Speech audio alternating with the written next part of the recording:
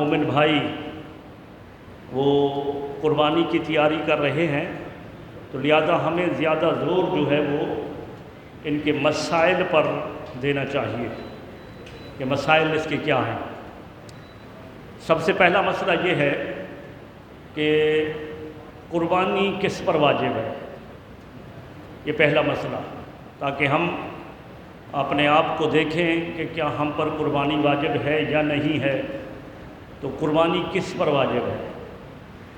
تو قربانی ہر مسلمان عاقل، بالغ، مقیم، صاحب نصاب پر واجب ہے۔ آپ ان چیزوں کو ازبر یاد کریں اور سنیں اور اس کو غور کریں۔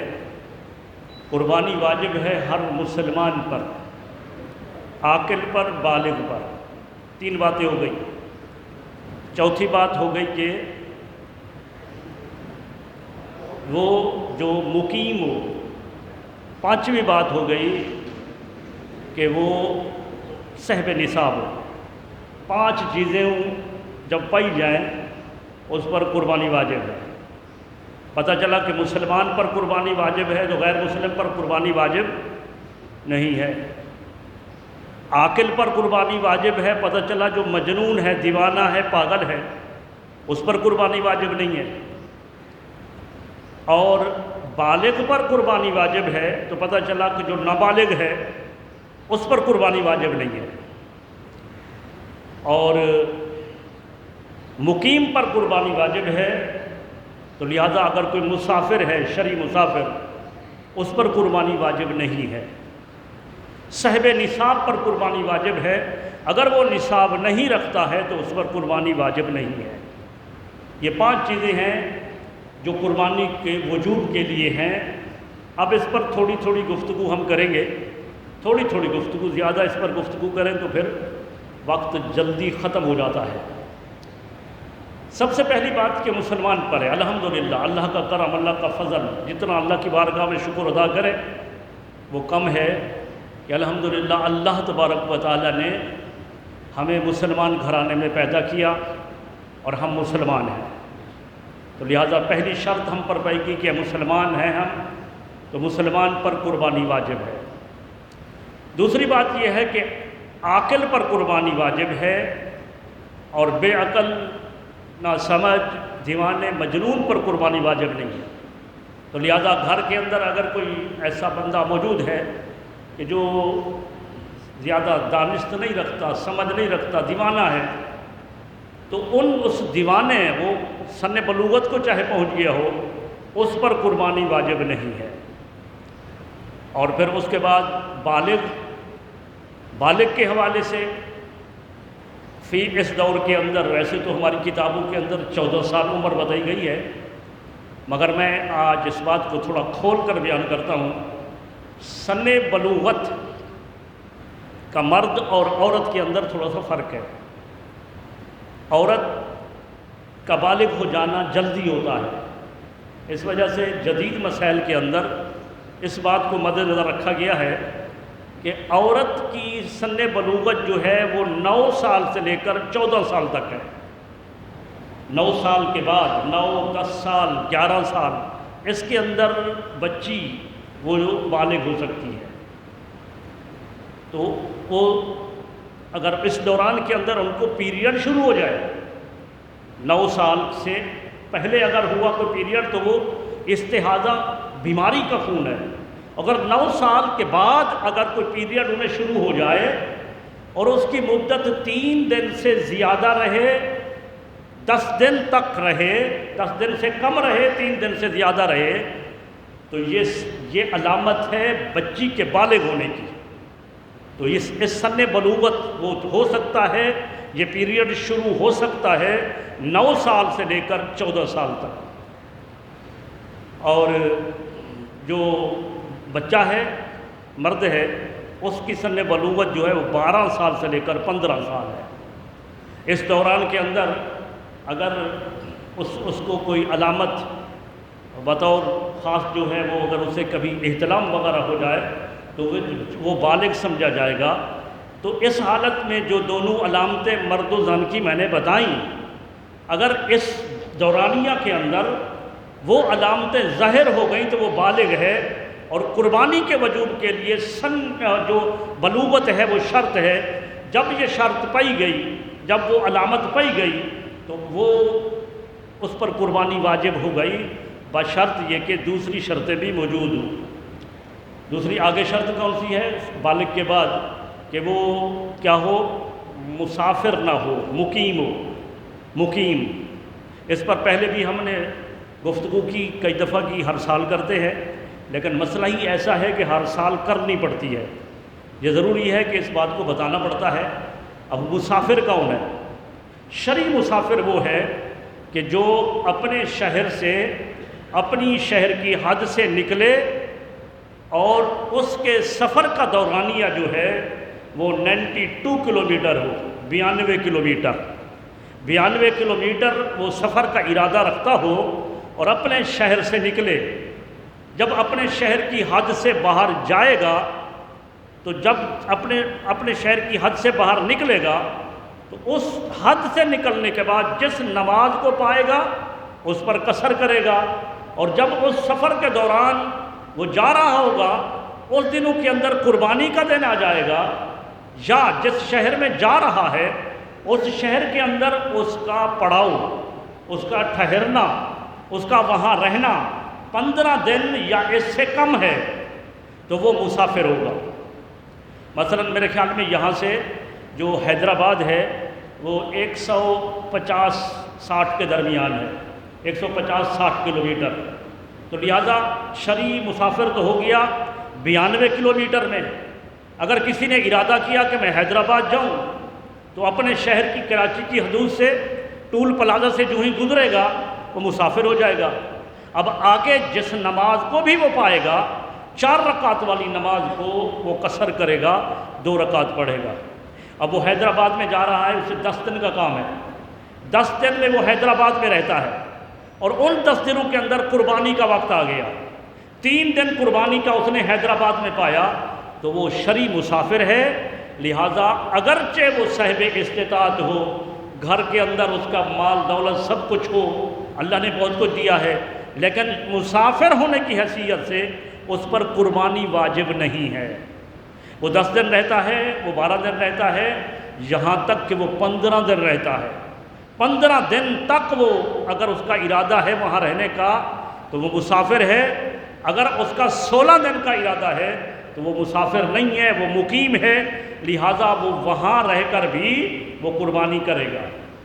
تو لہٰذا میں نے مثال کے طور پر یہ بتایا کہ اگر کوئی یہاں سے، کوئی بعض اوقات یہ بتا دیتے ہیں نا کہ ایک شہر سے دوسرے شہر میں جانے سے بندہ مسافر ہو جاتا ہے، نہیں، ایسا نہیں ہے۔ وقت اپنا کلومیٹر کی بات ہے، فاصلے کی بات ہے۔ اگر فاصلہ اتنا ہے کہ وہ 92 کلومیٹر ہوتا ہے، اس میں وہ مسافر ہے، چاہے وہ ہوائی جہاز کے ذریعے سفر کرے، آدھے گھنٹے میں پہنچ جائے، وہ 15-20 منٹ میں ہوائی جہاز پر پہنچ جائے، ہیلی کاپٹر پر پہنچ جائے، لیکن اتنا سفر کرنے پر وہ مسافر ہے۔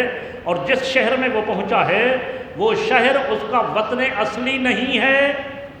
وطن اصلی سے مراد یہ ہے کہ وہ دیکھیں کراچی جو ہے، کراچی کے اندر کتنا لوگ ہیں جن کا وطن اصلی وہ بلوچستان میں، پنجاب میں، خیبر پختونخوا میں، لیکن وہ کراچی میں آ کر کام کرتے ہیں، تو ان کا وطن اصلی وہی ہے جس وہ اپنے صوبے سے تعلق رکھتے ہیں۔ تو لہٰذا اگر کراچی میں آئے کام کاج کے حوالے سے تو یہاں ان کا یہ وطن اقامت ہے، یہاں رہیں گے، تو اگر یہاں پر قربانی کو پائیں گے تو ان پر قربانی واجب۔ یہاں کام کاج کرنے کے لیے آئے اور اس میں مہینوں یہاں ٹھہرے، لیکن جس وقت بھی وہ اپنے وطن اصلی میں لوٹیں گے، مثلا میرا گھر مظفر گڑھ خان گڑھ میں ہے مثلا، تو میں یہاں سے جب روانہ ہوں گا تو اپنا شہر یہ کراچی کی اپنی جو ہے اپنا حدود سے گزرنے کے بعد میں مسافر ہو جاؤں گا۔ راستے میں جو بھی نماز مجھے ملے گی، جو 4 رکعت والی ہوگی، اس کو میں 2 رکعت پڑھوں گا، لیکن جو ہی میں اپنے شہر کے اندر داخل ہوں گا، جو میرا وطن اصلی ہے، جہاں پر میرے آباء و اجداد کا گھر ہے، جہاں پر میری جائیداد ہے، جو ہی میں اس شہر میں جاؤں گا تو میں مقیم ہو جاؤں گا۔ اب میں وہاں پر چاہے 1 دن کے لیے گیا ہوں، چاہے 2 دن کے لیے گیا ہوں، وہاں میں مقیم ہو جاؤں گا، وہاں پر نماز قصر نہیں پڑھوں گا۔ اگر قربانی کا دن وہاں پر آ گیا تو وہاں پر قربانی بھی مجھ پر واجب ہوگی، چاہے میں 1 دن کے لیے ہی کیوں نہیں گیا۔ تو لہٰذا یہ شہر کی بات نہیں ہے، ورنہ شہر کی بات ہوتی تو اسلام آباد والے پنڈی راول پنڈی میں آئے تو کیا خیال ہے، ان پر قربانی واجب نہیں ہے؟ وہ شہر جو آپس میں جڑے ہوئے ہیں وہ آپس میں متصل ہیں، اسلام آباد اور راول پنڈی شہر تو 2 ہیں لیکن بالکل متصل ہیں، لہٰذا ایسا مسئلہ نہیں ہے کہ شہر سے شہر، بات ہے اصل سفر کی، بات ہے اصل فاصلے کی، کہ وہ فاصلہ کتنا طے کرتا ہے۔ جو فاصلہ طے کرے گا، شروع کرے گا، تو اس کے اپنے شہر کی جو حدود ہے، جہاں پر وہ شہر کی حد ختم ہو رہی ہے وہاں سے شروع ہوگا، اور جہاں جائے گا، جس شہر میں جا رہا ہے، اگر اس کی نیت اس شہر میں رہنے کی 15 دن یا اس سے کم ہے، وہ مسافر ہے، بشرط یہ کہ وہ شہر اس کا وطن اصلی نہیں ہے، یعنی اس کے اندر اپنا گھر نہیں ہے، یا ایسے شہر کے اندر جہاں اس نے دوسری یا تیسری شادی کر رکھی ہے۔ ایک بندہ ہے کہ اس نے شادی ملتان کر رکھی ہے یا لاہور میں کر رکھی ہے، اب بیوی اس کی لاہور میں ہے، اب وہ یہاں سے جب سفر کرے گا، اس کا اپنے آبا و اجداد کا گھر بھی نہیں ہے، نہ اس کی اپنے وہاں مکان ہے، لیکن شادی اس نے کہاں کر رکھی ہے، لاہور میں۔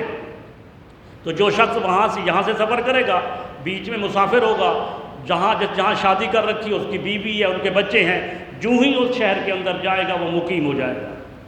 تو لہٰذا یہ میں نے تھوڑی سی تفصیلاً یہ بات اس وجہ سے عرض کی کہ اس بات کو سمجھنا ادھا ضروری ہے کہ اگر کوئی مسافر ہے تو مسافر پر قربانی واجب نہیں ہے۔ یہی وجہ ہے کہ اگر کوئی حج پر جاتا ہے تو حج اگر وہ حج افراد کرتا ہے، حج افراد کرتا ہے، یعنی ایسے موقع پر جاتا ہے صرف حج کرتا ہے، عمرہ نہیں کر پاتا، یا حج تمتع قران نہیں کرتا، حج افراد کرتا ہے، تو حج افراد کرنے والے پر بھی قربانی واجب نہیں ہے، اس لیے کہ وہ مسافر ہے۔ ہاں آج کل چونکہ سنا ہے کہ 3 4 مہینے کا جو ہے وہ وہاں پر سعودی حکومت نے ویزا دے دیا ہے، اگر وہ شخص وہاں پر مکے کے اندر یا مدینہ کے اندر، اس کا پڑاؤ 15 دن سے ایک شہر کے اندر، مکہ یا مدینہ ایک شہر کے اندر 15 دن سے زیادہ ہو جاتا ہے تو وہ مقیم ہے۔ تو جب وہ مقیم ہے، اگر اس دن کو وہاں پائے گا تو پھر اس پر قربانی واجب ہو، ورنہ جو قریب جاتے ہیں وہ حج کے قریب حج تمتع کرنے والے ہوں یا حج قران کرنے والے ہوں، وہ جب جاتے ہیں تو ان کے 15 دن سے کم مسافت مکہ کے اندر ہے، ان پر قربانی واجب نہیں ہے۔ وہ جو قربانی کر رہے ہوتے ہیں وہ حج کی ہوتی ہے، حج تمتع کی یا حج قران کی۔ تو لہٰذا شرائط میں سے یہ شرط تھی جن پر قربانی واجب ہے۔ سب سے پہلی شرط مسلمان ہونا، عاقل ہونا، بالغ ہونا، مقیم ہونا، اور آخری بات یہ 5ویں بات کہ صاحب نصاب ہونا۔ اب یہ بات جو ہے ادھا ضروری ہے، اس بات کو سمجھنا ہے کہ صاحب نصاب کسے کہتے ہیں؟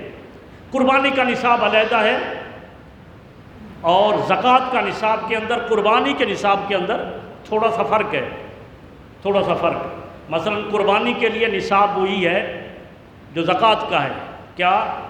یعنی 7.5 تولے سونا یا 52 تولے چاندی، 52 تولے چاندی، مگر اس میں شرط یہ ہے کہ اگر آپ کے پاس 52 تولے چاندی ہے، 7.5 تولے سونا ہے، یا 52 تولے چاندی کے مقدار کے اندر روپیہ پیسہ ہے، تو زکوٰۃ کے لیے شرط یہ ہے کہ اس پر پورا سال گزرے، سال کا گزرنا شرط ہے، مگر قربانی کے لیے شرط نہیں ہے۔ قربانی کے لیے اگر ان دنوں کے اندر اتنا پیسہ آ گیا کہ آپ وہ پیسہ روپیہ وہ چاندی کے نصاب 52 تولے چاندی کے نصاب کو پہنچتا ہے تو آپ پر قربانی واجب ہے۔ اب اس میں آپ اندازہ لگائیں گے، میں آپ کو آسان طریقے سے بتا دیتا ہوں۔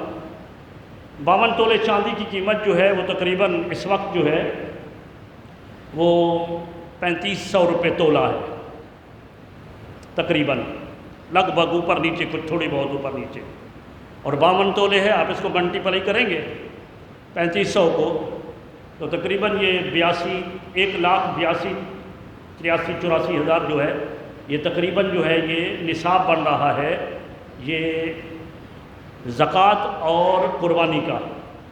قربانی کے حوالے سے چونکہ بات کر رہے ہیں تو آپ یہ سمجھیں کہ قربانی ہم پر واجب ہے۔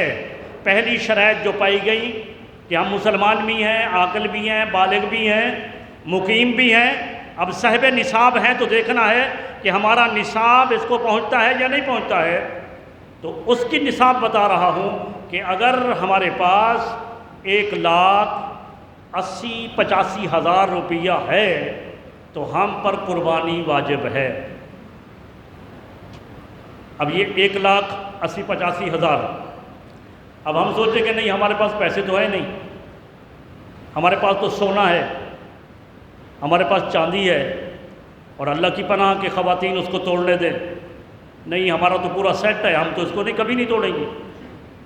وہ بھی بتاتا ہوں کہ قربانی ہر کسی پر واجب ہے، وہ جس کی ملکیت میں ہے ان پر بھی واجب ہے، مگر خواتین کو سونا چاندی اتنا پسند ہوتا ہے وہ کہتی ہے کہ نہیں اس کو نہیں توڑنا، روپیہ پیسہ ہے نہیں، ہم کیا کریں؟ تو بھائی اصل نصاب تو سونا چاندی ہی ہے، سونا چاندی اصل نصاب ہے۔ تو سونا اگر اتنا ہے، سونا اگر اتنا ہے کہ وہ چاندی کے نصاب کو پہنچتا ہے، یعنی اتنا ماشے ہے، تولہ تو بہت زیادہ قیمت میں آئے، میرے خیال میں 3.5 لاکھ 3,47,000 تقریباً آج کل کا ریٹ ہے فی تولے کا سونے کا۔ تو چاندی کا کیا بتایا نصاب 1,84,000، تو لہذا آدھا تولہ اگر سونا ہے تو پھر بھی وہ چاندی کے نصاب سے بڑھتا ہے، تو لہذا آدھا تولہ سونا رکھنے والا مرد یا عورت ان پر بھی قربانی واجب ہے۔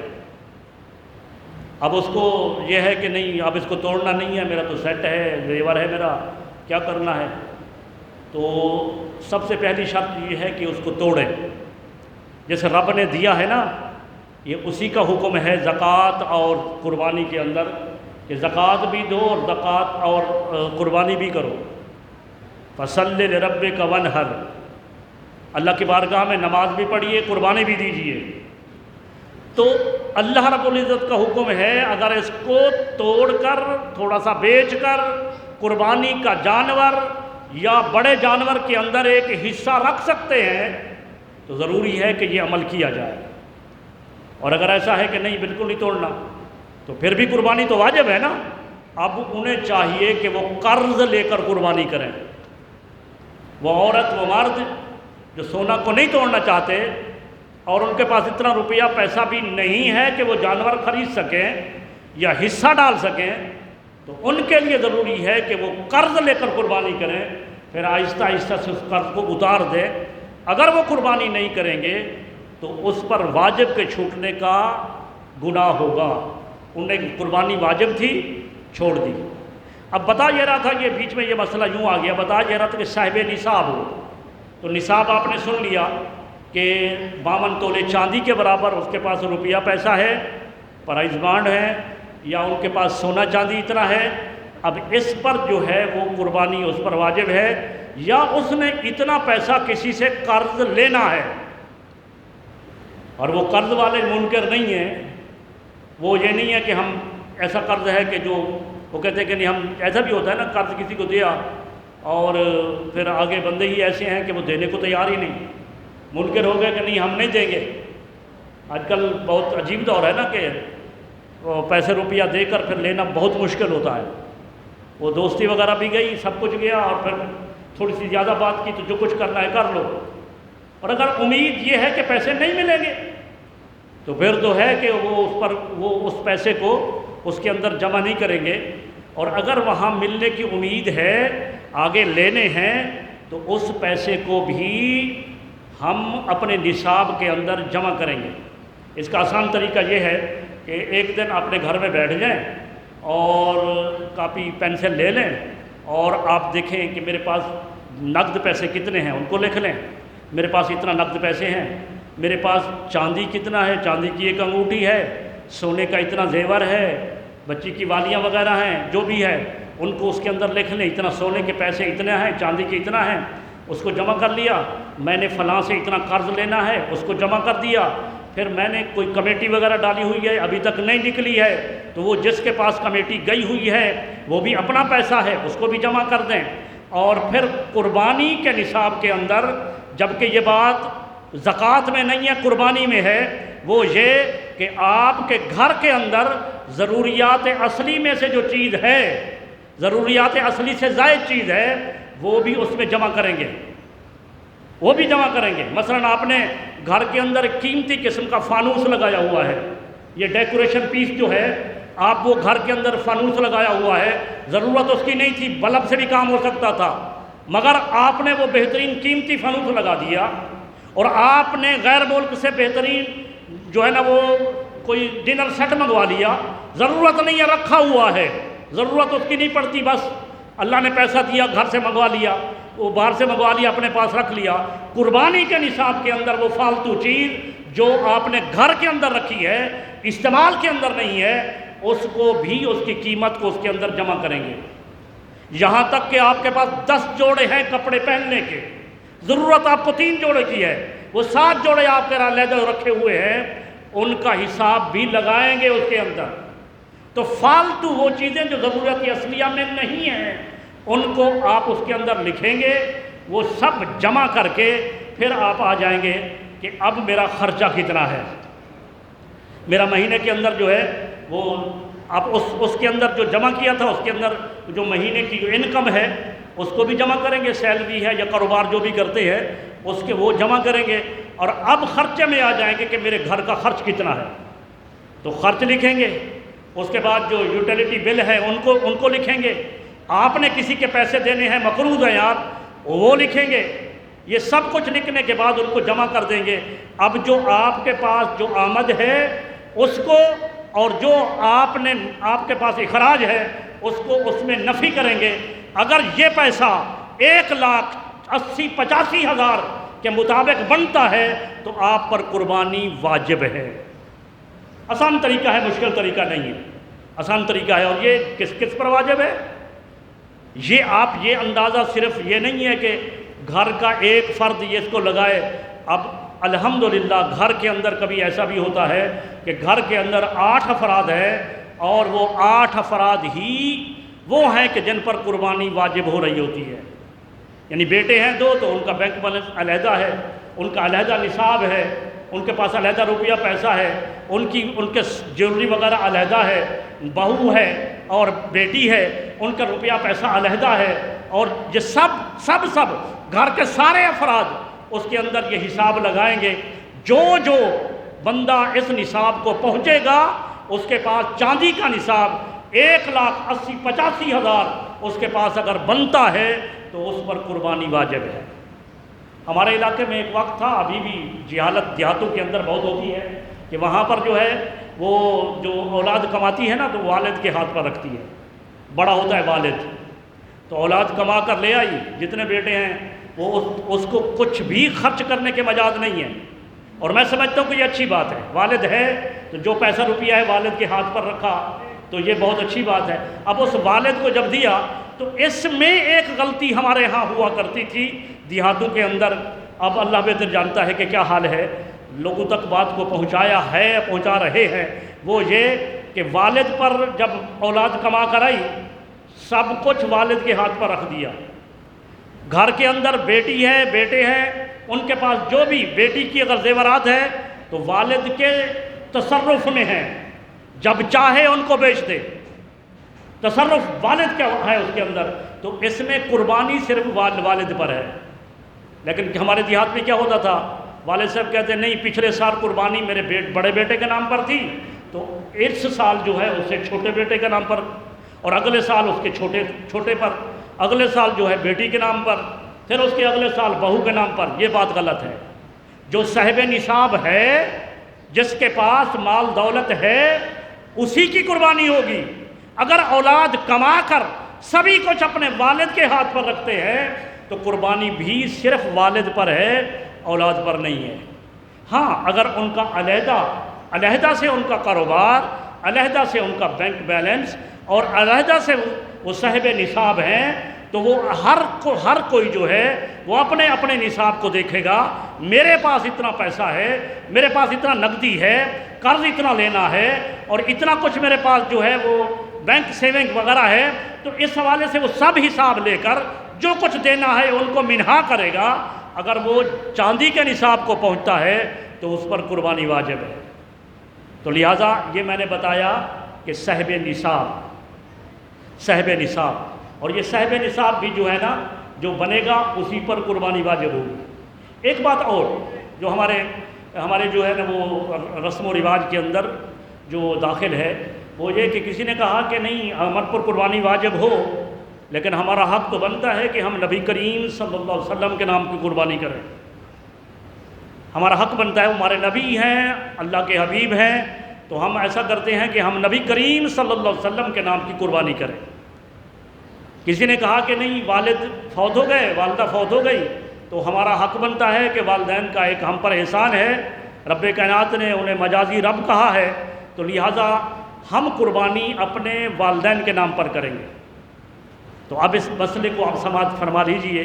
نبی کریم صلی اللہ علیہ وسلم کی قربانی کرنا، اس کے نام پر، آقا علیہ السلام کے نام پر زہ قسمت کتنا بڑی مقدر قسمت ہے. اور وہ آقا علیہ السلام جو امت کے لیے ہر سال قربانی کرتے رہے، حضور صلی اللہ علیہ وسلم ہر سال امت کے لیے قربانی کرتے رہے. حدیث پاک میں ہے کہ آقا علیہ السلام 2 مینڈھے جو ہے وہ آپ قربان کرتے تھے، اور ایک کے لیے فرماتے تھے یا اللہ اسے میری طرف سے قبول فرما، دوسری قربانی کے لیے آپ فرماتے تھے یا اللہ اسے میری امت کے لیے قبول فرما. سبحان اللہ. جو امام الانبیاء صلی اللہ علیہ وسلم امت کے لیے قربانی کرتا رہا ہو تو اس کے لیے قربانی امت کو کرنی چاہیے کہ نہیں کرنی چاہیے؟ اس کو کرنی چاہیے. مگر اگلا مسئلہ سماعت کیجیے، وہ یہ کہ اگر آپ صاحب نصاب ہیں، اپنی قربانی کو چھوڑ کر آقا علیہ السلام کی قربانی کرتے ہیں تو آپ گناہگار ہوں گے. آپ پر واجب ہے. نبی کریم صلی اللہ علیہ وسلم ادب ہے، الامر فوق الادب، امر حکم ادب پر فوقیت رکھتا ہے. ارے آپ کا ادب آپ کے مقام پر، اللہ یہ ادب حضور کے حوالے سے بھی قائم رکھے، والدین کے حوالے سے بھی قائم رکھے. مگر ایک حکم ہے شریعت کا، ایک حکم ہے اللہ کے رسول کا کہ جب تم صاحب نصاب ہو جاؤ تو پھر تم پر قربانی واجب ہے. تو پھر بتایا گیا کہ الامر فوق الادب، امر جو ہے، حکم جو ہے وہ ادب پر فوقیت رکھتا ہے. تو لہٰذا حکم یہ ہے کہ اگر آپ پر قربانی واجب ہے تو آپ حضور کی طرف سے قربانی کریں گے، تو آپ اپنی واجب قربانی کو چھوڑنے کی وجہ سے آپ گناہگار ہوں گے. آپ والدین کی طرف سے قربانی کریں گے، اپنے اوپر جو واجب ہے اس کو چھوڑنے کی وجہ سے آپ گناہگار ہوں گے. لہٰذا پہلے آپ پر واجب ہے، اللہ نے استطاعت دی ہے، اپنی قربانی کے ساتھ اور حصہ حضور کے لیے کر لو، ایک قربانی والدین کے لیے کر لو. جس امت کے حوالے سے جس رشتہ دار کے لیے کرو گے اس کی قربانی کا ثواب انہیں ملے گا. مگر واجب آپ پر ہے تو پہلے آپ کو اپنا واجب ادا کرنا ہے. تو لہٰذا یہ قربانی کے مسائل نصاب کے حوالے سے یہاں تک آج میں نے گفتگو کی کہ قربانی کے حوالے سے جو نصاب ہے وہ یہ ہے کہ مسلمان ہونا، عاقل ہونا، بالغ ہونا، مقیم ہونا، صاحب نصاب ہونا. تو نصاب بھی بتایا اور چند مسائل اس پر گفتگو کی. وقت چونکہ ختم ہو گیا ہے، اب جانور کو خریدنے کا مسئلہ بھی اہم ہے. اس حوالے سے انشاءاللہ اگلے جمعۃ المبارک پر میں انشاءاللہ گفتگو کروں گا، اور فوراً آتے ہی انشاءاللہ العزیز جو ہے وہ مسائل پر گفتگو ہوگی. یہ مسائل بہت قیمتی ہوتے ہیں. آپ احباب کو اگر فرصت ملے تو آپ تھوڑا جلدی تشریف لائیں، تو انشاءاللہ آپ کا جلدی آنا جو ہے وہ بے فائدہ نہیں ہوگا، انشاءاللہ فائدہ پہنچے گا. وما علینا